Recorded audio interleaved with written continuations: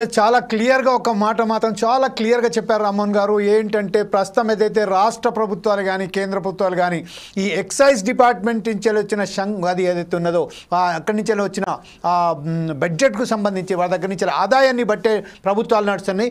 దీని మీద ఆధారపడకుండా స్వచ్ఛంగా వేరే వారి మీద ఆధారపడి కనుక చేస్తే చాలా బాగుంటుందని చెప్తున్నాను. ఇంకొక విషయం ఇప్పుడు మనం శివకుమార్ గారి దగ్గరికి వెళ్దాం. డాక్టర్ శివకుమార్ గారు మీరు చెప్పండి, ప్రస్తుతం ఏదైతే ఉన్నదో ఈ విషయం పట్ల ఈరోజు మనం చూసినట్టయితే ఈరోజే చూసినట్టయితే తూతూ మంత్రంగానే వెళ్ళి అక్కడ మాట్లాడుతున్నారు. కాబట్టి ఈ సమస్యను సరి అయిన పద్ధతితో పరిష్కారం చేయాలంటే కాంగ్రెస్ ప్రభుత్వం కూడా చిత్తశుద్ధితో పనిచేయట్లేదని ఒక వాదన వస్తుంది. ఈ విషయంపై మీరేమంటారండి? ముందుగా ఫోర్ సైడ్స్ టీవీ ప్రేక్షకులకు మీకు ప్యానెల్ ఉన్న వారికి నమస్కారం. జమీల్ గారు, గతంలో ప్రభుత్వాలు ఎన్ని ఉన్నా ఏం జరిగినా గత 10 సంవత్సరాలల్లా ఏదైతే మద్యానికి తెలంగాణ రాష్ట్రం వచ్చిన తర్వాత కొత్త రాష్ట్రంలో మద్యము అనేది ఒక ఫంక్షన్లా అదొక ప్రధాన వస్తువులాగా జరిగిపోయింది. అయితే ఆ 10 సంవత్సరాలలో మొత్తానికి ఎక్కడ ఏ ఇంట్లో ఎవరు దావత్ చేసినా ఏం చేసినా ఎంత మంచి తిండి పెట్టినా ఏం చేసినా అక్కడ మందు దావత్ ఉందా లేదా అనే రకంగా మాట్లాడడం జరిగింది. ఆ మొత్తానికి సాంప్రదాయం అట్లా మళ్లించడం జరిగింది. రెండోది, ఈరోజు స్కూల్స్ అవన్నీ షట్ డౌన్ జరగడం జరిగింది. మందు షాపులు కానీ, బెల్ట్ షాపులు కానీ, లేకపోతే ఏదైతే వైన్ షాప్ పక్కనే సిట్టింగ్ రూమ్లని ఆ రకంగా క్రియేట్ చేయడం జరిగింది. ఇది ఒక సాంప్రదాయంగా మారి ఈ 10 సంవత్సరాల మొత్తానికి పిల్లలు ఒక రకంగా 14 years పిల్లల నుంచి ఈరోజు ఆల్మోస్ట్ ఆల్ మా వయసు వరకు కూడా ఈరోజు తాగుడుకు ఎంతో మంది బానిస అయినరు. And more ever this is fact, I'm telling that each and every function there is an alcoholic party. ఖచ్చితంగా అది ఉంటేనే దావత్ చేసినట్టు, మీరు చేసినా నేను చేసినా, అది లేకపోతే దావత్ లేదనే రకంగా తెలంగాణ ఈరోజు ఆ దిశగా మారిపోయింది.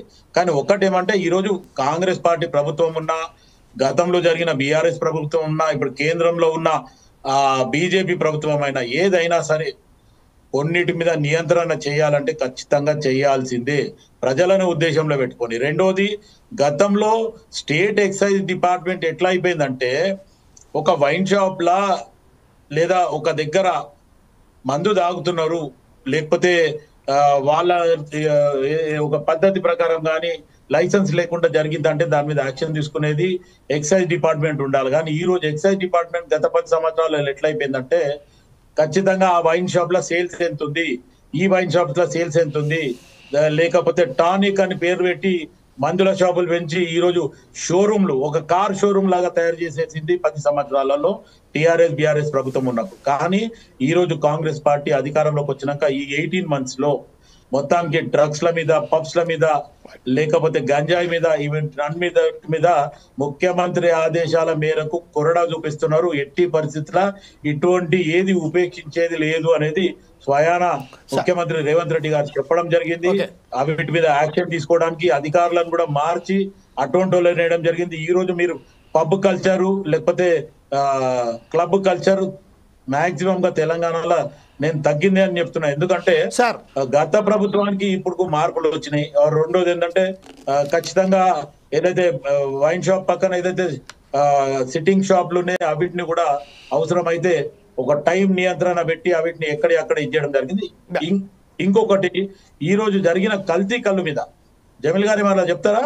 అదే సార్, ఇప్పుడు మీరు చెప్తున్నారు ప్రభుత్వం ఏదైతే ఏర్పాటు చేసిన తర్వాత రేవంత్ రెడ్డి గారు చాలా కఠినంగా దీని మీద చేస్తున్నారని చెప్తున్నారు.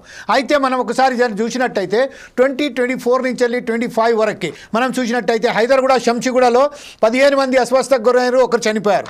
అలాగే జనవరిలో మహబూబ్ నగర్లో ఒకరు చనిపోయారు.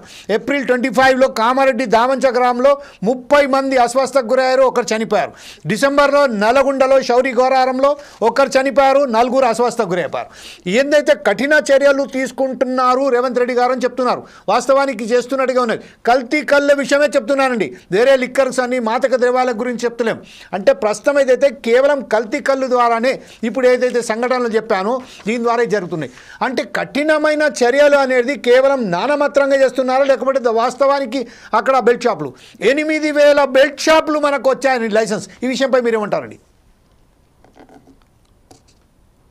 ఇంతకుముందు రామ్మోహన్ గారు మాట్లాడినప్పుడు ఒక మాట చెప్పిండు, ఈరోజు ప్రభుత్వాలు మొత్తానికి ఏదైతే ఈ లిక్కర్ మీదనే గవర్నమెంట్ నడుస్తుంది అనే రకంగా వాళ్ళు ఏదైతే రామ్మోహన్ గారు చెప్పిండ్రో అది నిజమైన మాట. కానీ దాంతో పాటు ప్రజలు కూడా ఎన్ని రకాలుగా ఇప్పుడు అడిక్షన్ డ్రగ్ అడిక్ట్ కానీ లేకపోతే ఆల్కహాలిక్ అడిక్ట్ కానీ వీళ్ళకి కౌన్సిలింగ్ చేసి ఇది చేయాలన్నారు. ఉన్నాయి, కౌన్సిలర్స్ ఉన్నారు, కౌన్సిలింగ్ జరుగుతుంది.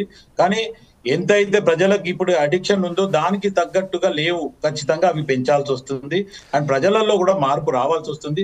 అండ్ మందు కళ్ళు తాగితే, ఈ మత్తు కళ్ళు తాగితే ఆ మనిషి 2-3 days వరకు కూడా సోయి లేకుండా ఉండడం జరుగుతుంది.